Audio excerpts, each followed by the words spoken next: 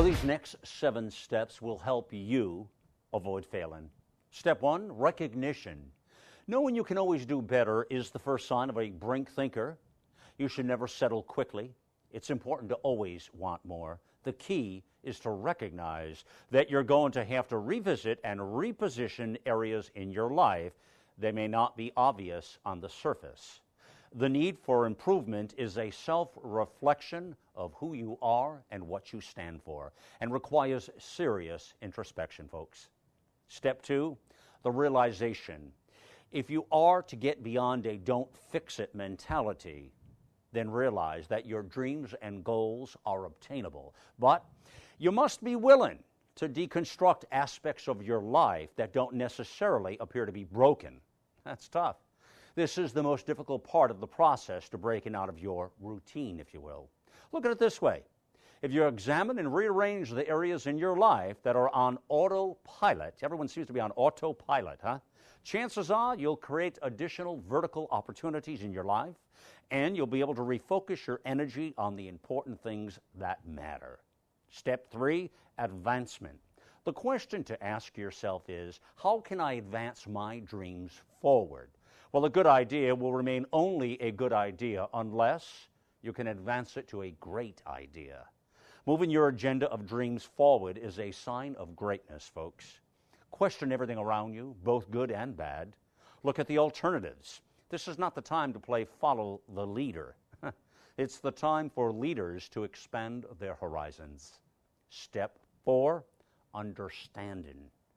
You'll want to know all the steps involved. What will it take to get to the finish line? List out all the milestones in an activity log. There can always be change along the journey, but it's important to thoroughly comprehend the project parameters and end goal. You have to define the best and worst case scenarios as well as the probable outcome and prepare for each. You just don't know, folks. Step 5, execution. The fulfillment of the action steps and execution of the details are essential to a positive outcome. The key to a great execution is always found in those details, those pesky little details. And attention to detail is what will separate you from all of the others who are also after that pot of gold at the end of the project, huh? Detail execution will ensure that your name rises to the top of every list every day. Step 6, bravery. Timidness never won anyone the sale. The determination to prevail through difficult times is the clear sign of a winner. Never giving up, even though the odds are against you, is a strength of the mighty few, folks. Bravery is often misdiagnosed as cockiness. Don't be swayed. Confidence comes from within. It's that inner source of strength that you'll pull from that will see you through. If you are to get from a don't fix it attitude to a hey, let's break it mentality, then you must overcome the fear of failure. As I always say, if it ain't broke, break it. Step 7, revisit. Never be afraid to revisit the project parameters, the action steps, or the milestones. Practice makes perfect, as they say. If you're willing to retrace your steps, you'll be perfect every time, huh?